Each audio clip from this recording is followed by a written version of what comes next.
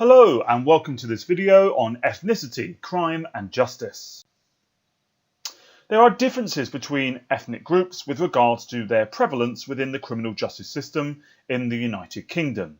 There are also differences between ethnic groups with regards to the risk of being a victim of crime. So depending on your ethnicity, you're either more or less likely to be within the criminal justice system, that is, as either a victim or else as someone who's been prosecuted for having committed a crime. And as sociologists, we want to know why. Firstly, we can look at official statistics to help us understand what's going on a little bit more. In the UK, we generally find that black people and Asians are overrepresented in our criminal justice system. Blacks are 2.8% of the overall population of the United Kingdom, but 11% of the prison population. Asians are 4.7% of the overall population, but 6% of the prison population. White people, however, are underrepresented.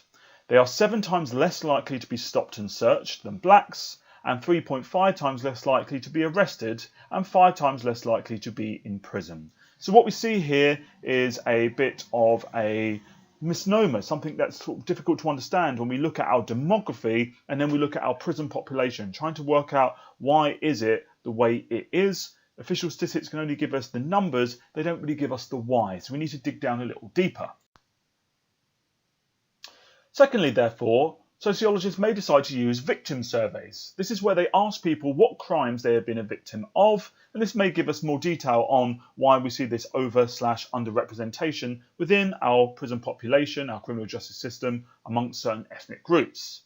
What we find is the victims can then identify the ethnicity of the perpetrators, so that is the people who've committed a crime against them. What we find when we look at victim surveys, such as the British Crime Survey, is that crime is often intra-ethnic. So, 90% of the crime where the victim was white, one of the perpetrators was also white. So generally speaking, it would appear that people commit crimes against people of the same ethnicity. It is intra-ethnic. However, we tend to find also that victims often over-identify blacks. Could be a whole range of reasons for this. Could be because of labelling within the media. Could be because of underlying racism. They also only cover personal crimes, so crimes against an individual, your individual person, of which only 1/5 of all crimes are actually personal crimes. They also exclude under 16s, so minorities actually contain a high proportion of younger people, and so therefore that's going to warp the data. And it also excludes crime against organisations such as white collar crime, so crime by the middle classes. Thirdly, instead, sociologists may decide to use self-report studies. These ask individuals to disclose anonymously their own dishonest and criminal behaviour. Graham and Bowling found that black and whites have a similar rate of offending, around 43%, whilst Asians have lower rates. Sharp and Budd found that those from mixed ethnic origins were more likely to self-report their crimes, and there may be a whole range of reasons why this might be the case. So 27% of males of mixed ethnicity claim to have used drugs in the last year, compared to just 16% of black and white males. Whites, roughly 6%, were more likely to use Class A drugs such as cocaine and heroin, rather than blacks at 2% and Asians at 1%. So again, quite interesting statistics, but perhaps we need to take them ever so slightly with a pinch of salt. The findings of self-report studies challenge the stereotype of black people as being more likely to offend than whites, but uphold the stereotype of the law-abiding Asian. But self-report studies could be flawed. A whole range of reasons. It could well be that some people decide to over-represent their own crime, that is, make out that they're doing more crime than they really are, whereas other people may decide to keep it to themselves because they may not trust that the survey actually is anonymous. The discrepancy between official statistics and self-report studies makes it hard to draw definitive conclusions on ethnicity and crime. So this is why we're going to have to bring in a bit of sociology to find out really what's going on. It's useful to look at the whole criminal justice system and to consider it step by step and consider to what extent racism may play a role in over-representing ethnic minority groups. When it comes to policing, so the act of police being out there, bobbies on the beat doing what they have to do, since the 1970s there has been a persistent claim of oppressive policing of ethnic minorities. So leaders of ethnic minority communities have often gone on record in the media and said that actually the way the police behave towards ethnic minorities is oppressive. They tend to overuse stop and search against those of ethnic minority extraction, in particular young black men, and they often use military policing. This is where they flood an area where a particular ethnic group is considered to live in large numbers and essentially sort of spy on and surveil people who live in that area because they don't trust them. In terms of stop and search, police only require what is known as a reasonable suspicion to stop and search someone. And we tend to find that blacks are stopped more often than whites. Now, obviously, there's an issue here with that concept of reasonable suspicion because it's very subjective, it's very personal. Every single police officer will have their own idea of what is reasonable in terms of suspicion. However, since the Terrorism Act of 2000 and since the terrorist acts of the last 20 years or so, the number of Asians stopped has increased. This could be a product of police racism. Very famously, the Macpherson report that came out in 1999 after the death of Stephen Lawrence, it was an investigation into that, said that actually the Metropolitan Police was in fact institutionally racist, that the way it behaves is actively racist, and that amongst the rank and file members of the Metropolitan Police, so the average Bobby on the beat, there was a canteen culture of racism, so people making racist jokes and engaging in their policing practice in a racist manner.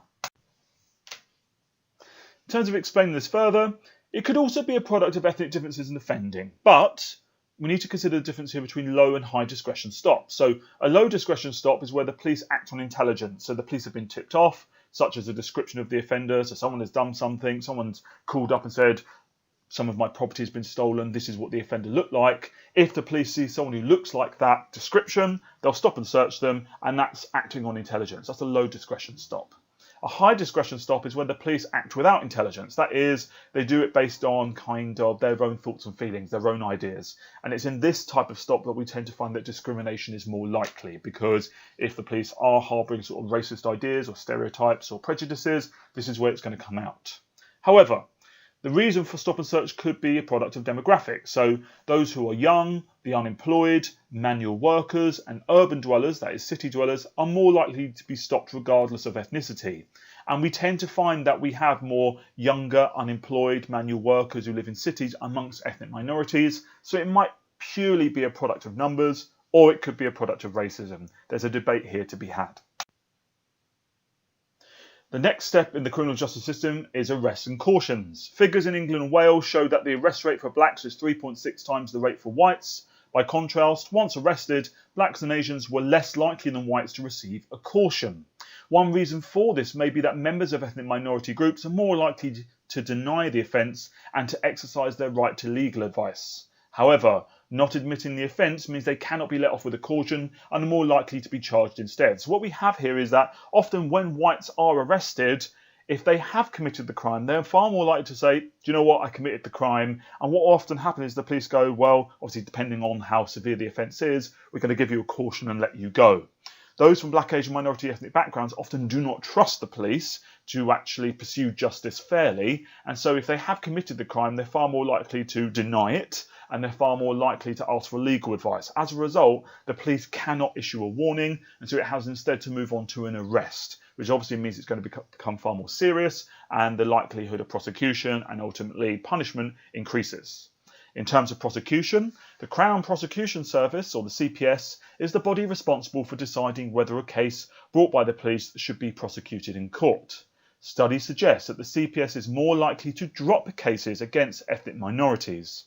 Bowling and Phillips argue that this may be because the evidence presented to the CPS by the police is often weaker and based on stereotyping of ethnic minorities as criminals. So what's interesting is when the police do decide to prosecute, say, a member of a black, Asian, minority ethnic community who supposedly committed a crime, the CPS often look at the evidence and go, do you know what, there's not enough evidence here. And so instead you brought me a case based on some stereotypes or some prejudice. And so it gets thrown out. Often with a white individual who's being prosecuted, there's often a bit more evidence, and so the CPS actually take it to the next stage.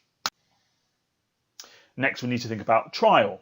When cases do go ahead, members of minority ethnic groups are more likely to elect for trial before a jury in a Crown Court rather than in a magistrate's court, perhaps due to mistrust of magistrates' impartiality. However, Crown Courts can impose more severe sentences if convicted. So, if you are prosecuted, if the CPS say yes, you get given a choice. you can either go to a magistrate's court or a crown court. In a magistrate's court, there's going to be 3 magistrates and no jury, and they're going to decide whether or not you did in fact commit the crime. And if you did, obviously they'll punish you, but the punishment is much lower in terms of what they can hand out.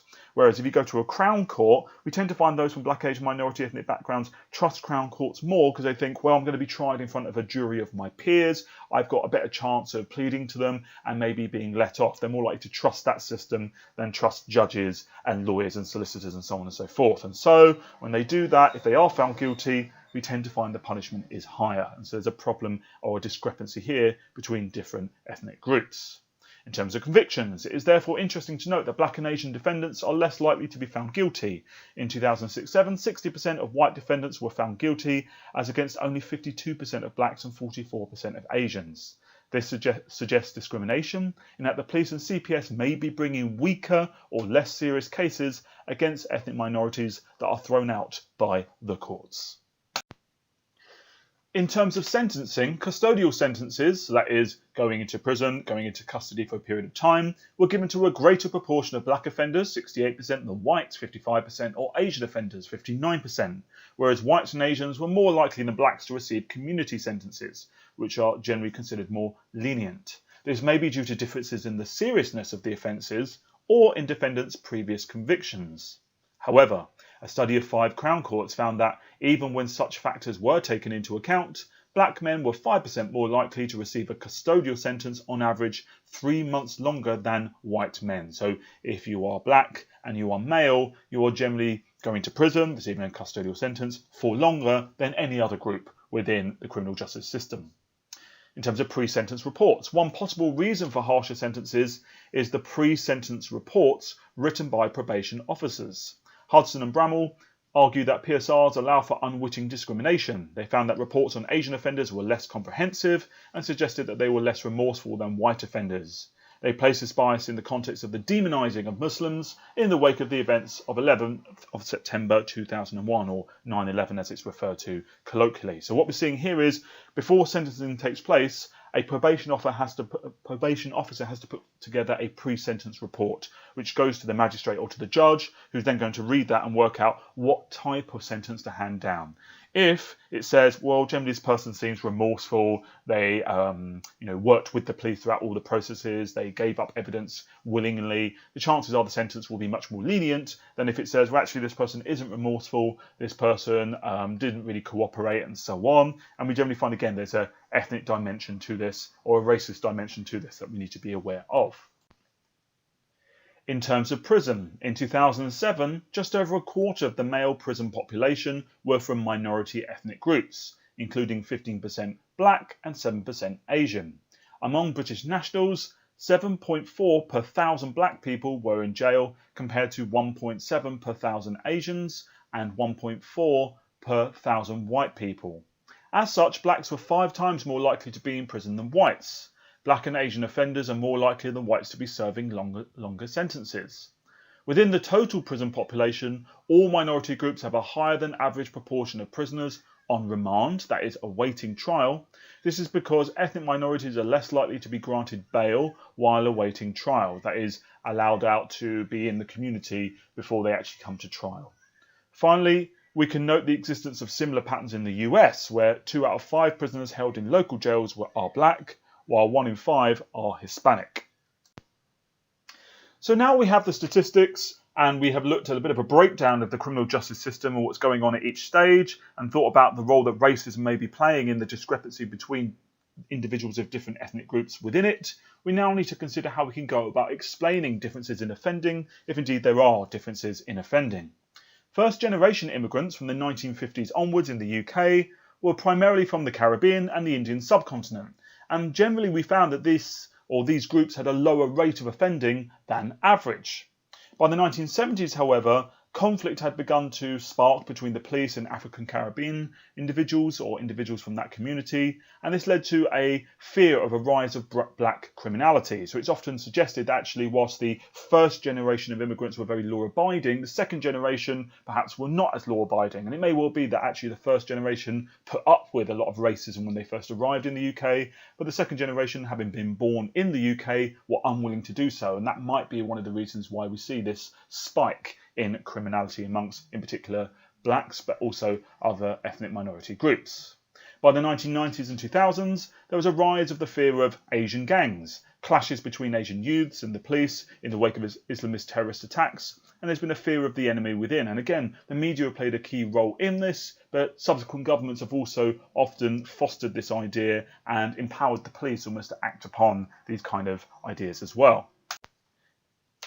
With regards to theoretical explanations for ethnic differences in offending, left realist Leon Young put forward the idea that blacks do have a higher crime rate because of their level of relative deprivation, marginalisation, social exclusion and alienation. So the argument here is, as a community, this group is more relatively deprived, so they are aware of their deprivation vis-a-vis other groups. They are more marginalised and socially excluded, so they are pushed to the margins of society. They are overlooked by political leaders and policymakers. They are voiceless in many regards, but also alienation. They feel disconnected perhaps in the world of work or disconnected from others within society. This appears to refute the level or effect of police racism. So Leon Young are effectively saying this is not really a police racism thing, it's because this particular group is suffering from these various different issues, and actually that's why they commit more crime. As looking at differences in black and Asian stop and search figures, it would seem to imply the police are highly selective in their racism, which is unlikely. So what Leon Young say is, well, if the police are racist, why are they only stopping that particular ethnic group and not other ethnic groups? If that was the case, there's a bit of a selectivity here in terms of their racism, and generally racists aren't selectively racist, they are racist in a blanket sense. Therefore, there must be real differences between these groups and their levels of deprivation and so on. However, it could be that the rates may be lower for Asians, not because they are less likely to offend, but due to police stereotypes. So perhaps the police stereotype blacks as aggressive and Asians as passive, and so therefore are less likely to stop and search or investigate Asians versus blacks. However, as stated before, this may be changing since 9/11 and the rise of Islamist terrorism within the West. Another theoretical explanation we might want to pull upon to explain ethnic differences in offending is the work of neo-Marxists such as Paul Gilroy and Stuart Hall. They would argue that statistics do not accurately reflect reality, but are a social construction that stereotypes ethnic minorities as inherently more criminal. So they would be arguing here that generally who is producing these statistics? It's going to be the bourgeoisie or their various tools of state, the various different apparatus of state, in particular within the RSA, if we want to pull upon a bit of outer air. Paul Gilroy said that black criminality was a myth, that ethnic minority crime is a form of political resistance against the imperialism of the past and the racism of the present. So what Gilroy was saying was when blacks are engaging in any criminality, it's not actually criminality, it's essentially civil war, that they are fighting back, they are engaging in a revolutionary act against the imperialism of the past where white empires from Europe went and conquered other parts of the globe and enslaved black minorities or black groups, and also the racism of the present, which we've discussed previously. However, as we know, first-generation immigrants were law-abiding, therefore it's unlikely the colonial struggle was passed down. One would expect instead that it would be purposely not passed down. Moreover, crime tends to be intra-ethnic, so the biggest victims of black criminality tends to be members of the black community themselves. Stuart Hall and others said that the moral panic over rising crime by ethnic minorities serves to distract attention away from the crisis of capitalism. So actually, this is the way of the bourgeoisie saying to the workers, to the proletariat, of which ethnic minorities are a part of, don't think about the fact that capitalism is exploiting you. Don't think about the fact that you are being constantly used as a form of wage slavery. Don't think about the fact that the bourgeoisie are growing fat on your labour. Instead, focus on each other and focus on racism, focus on crime amongst yourselves, and that will prevent the proletariat forming class consciousness and aiming their ire at the bourgeoisie and capitalism in general. However, In terms of criticisms, this does not show how the crisis of capitalism leads to a moral panic specifically, and left realists would say that reaction is not in fact panicky but real, and that it's kind of makes sense to be panicked in the face of overwhelming crime statistics. We now need to consider ethnicity and victimisation. There's been increased focus today by sociologists on the racist victimisation of ethnic minorities within our society. Racist victimisation is when an individual is selected as a target because of their race, ethnicity or religion, which is quite broad. Rather than having a very specific focus on just race, we have also ethnicity and religion. It's worth mentioning that Stephen Lawrence's murder in 1993, whilst obviously it was at the hands of a particular group of racists, was often considered or is considered as a result of the Macpherson report to be the outcome or the product of failures by the police, which was motivated by racism also. In the British Crime Survey, we find these crimes categorised as racist incidents. This is when an incident is perceived as racist by the victim, and racially or religiously aggravated offences. This is an assault or whatever type of crime it might be by someone motivated by hostility towards a certain race or religion. So two different names for essentially the same concept of racist victimisation.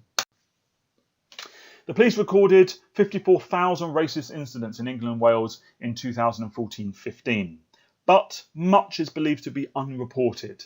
The British Crime Survey estimates that there were in fact 89,000 racist incidents, so there's a big difference there, and the sheer number of these incidents gives way to this idea that actually we have a bit of an issue with regards to racism in the United Kingdom.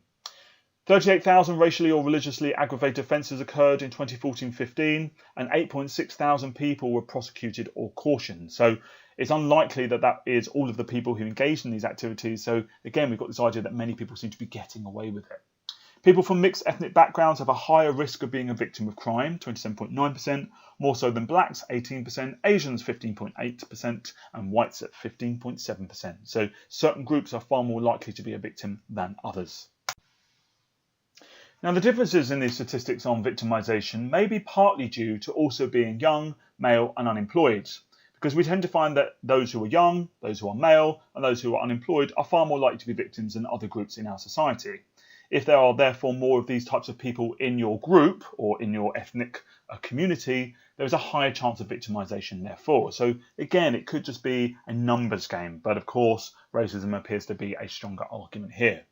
Members of Black, Asian minority ethnic groups often coordinate their responses to racist victimisation. We found in the past that they have engaged in things such as fireproofing their doors and letterboxes to prevent far-right groups from pouring petrol through letterboxes and setting fire to it, for example. Self-defence campaigns have been put together to help those who are elderly in those communities prepare themselves just in case they should be attacked. Even physically defending their neighbourhoods. So a number of years ago when we had the riots going on in parts of London, but also parts of the UK in general, for that week, we had Sikhs coming out onto the streets in various parts of the UK, engaging in kind of foot patrols to defend their area and defend their livelihoods and their shops and so on, because they didn't want them to be caught up in the riots. Now, this should be understood in light of what is known as the underprotection by the police. So it's the idea that when the police are deciding which areas to police, which areas they're going to protect, as it were, where they're going to be putting their bobbies on the beat, they may decide actually not to protect the areas where they know there are large numbers of ethnic minorities. And this, again, could be potentially motivated by racism. The 1999 report into the Stephen Lawrence case found evidence of professional incompetence, institutional racism, and a failure of leadership in this regard. That's it. Thank you very much.